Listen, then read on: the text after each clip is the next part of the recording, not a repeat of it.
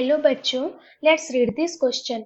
The question says that true or false. The question is the equivalent mass of N2H4 in the change N2H4 gives rise to N2 is 16. तो बच्चों question एक true and false type का यहाँ पे statement है equivalence mass of the N2H4 एक यहाँ पे रिएक्शन दिया गया उसमें 16 है ये बताया गया है। तो बच्चों यहाँ पे क्वेश्चन के हिसाब से की कंसेप्ट क्या हो जाएगा, जो की कंसेप्ट हो जाएगा वो हो जाएगा हमारा इक्विवेलेंट की कंसेप्ट बच्चों क्या हो जाएगा इक्विवेलेंट वेट ऑफ कंपाउंड। ये बच्चों हमारा की कंसेप्ट हो जाएगा। अब बच्चों हम समझते हैं कि इक्विवेलेंट वेट क्या होता है। तो बच्चों जो इक्विवेलेंट वेट होता है इसको हम कैसे कैलकुलेट कर सकते हैं, इक्विवेलेंट मास और इक्विवेलेंट वेट बराबर यहाँ पे क्या होता है मोलिकुलर वेट और मोलिकुलर मास डिवाइडेड बाय क्या होता है यहाँ पे नंबर ऑफ इलेक्ट्रॉन्स लॉस और क्या होता है gain by 1 mole of compound. 1 mole of compound जो नंबर ऑफ गेन करता है इलेक्ट्रॉन लॉस करता है वो होता है मोलिकुलर वेट से डिवाइड करने पे इक्विवेलेंट वेट आ जाता है।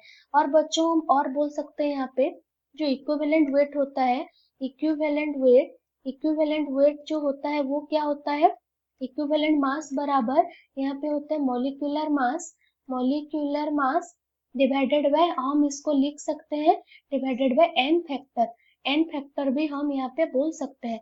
तो बच्चों अब हम क्वेश्चन पे आते हैं। क्वेश्चन में किसका इक्विवेलेंट वेट निकालने के लिए बोला है N2H4 का। यहाँ पे इक्वेशन दिया गया है बच्चों, इक्वेशन क्या है, इक्वेशन है N2H4। जब N2H4 क्या होगा N2 में कन्वर्ट होगा तो इसका हमको इक्विवेलेंट वेट निकालना है। तो बच्चों यहाँ पे हम देख सकते हैं N2 में यहाँ पे क्या है, यहाँ पे जो नाइट्रोजन का ऑक्सीडेशन स्टेट -2 है और यहाँ पे क्या होता है 0 होता है। तो बच्चों यहाँ पे क्या होगा, यहाँ इसका जब हम एन फैक्टर कैलकुलेट करेंगे तो क्या होगा, एन फैक्टर जब हम कैलकुलेट करेंगे एन फैक्टर क्या हो जाएगा फॉर वन नाइट्रोजन एटम यहाँ पे क्या हो रहा है -2 में 0 में चेंज हो रहा है। तो इसके लिए एन फैक्टर क्या हो जाएगा, एन फैक्टर यहाँ पे 2 हो जाएगा। लेकिन क्या है बट इन N2H4 क्या है, 2 नाइट्रोजन एटम है, 2 नाइट्रोजन एटम प्रेजेंट है। तो यहाँ पे क्या हो जाएगा फॉर 2 नाइट्रोजन एटम क्या हो जाएगा, फॉर 2 नाइट्रोजन एटम यहाँ पे हमारा क्या हो जाएगा जो एन फैक्टर होगा वो 2 गुना हो जाएगा। एन फैक्टर क्या हो जाएगा यहाँ पे बच्चों, एन फैक्टर जो होगा वो 2 इंटू 2 इक्वल्स टू 4 हो जाएगा। अब बच्चों हम इक्विवेलेंट वेट निकालते हैं। इक्विवेलेंट वेट यहाँ पे अगर हम निकालेंगे तो यहाँ पे क्या होता है इक्विवेलेंट वेट हमको किसका निकालना है, इक्विवेलेंट मास ऑफ N2H4 का निकालना है।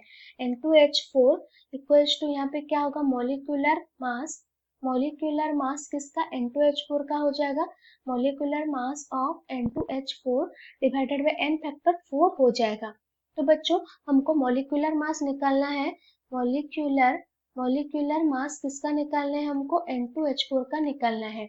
मोलिकुलर मास ऑफ N2H4 क्या हो जाएगा, नाइट्रोजन का 14 होता है तो 14 इंटू 2 प्लस हाइड्रोजन का 1 होता है प्लस 1 ये 32 आ जाएगा। तो बच्चों यहाँ से हम इक्विवेलेंट वेट निकाल सकते हैं। इक्विवेलेंट वेट हमारा क्या आ जाएगा, इक्विवेलेंट मास यहाँ पे क्या आ जाएगा, equivalent mass of N2H4 in the change N2H4 gives rise to N2 यहाँ पे क्या आ जाएगा 32 डिवाइडेड बाय 4 बराबर 8 आ जाएगा। अब बच्चों क्वेश्चन पे आते हैं। क्वेश्चन पूछ रहा है कि equivalent mass of N2H4 in the change N2H4 gives rise to N2 is 16। ये हमारा क्या है बच्चों, ये एक फॉल्स स्टेटमेंट है। हम देख चुके हैं N2H4 का इक्विवेलेंट वेट जब वो N2 में चेंज होता है वो 8 होता है।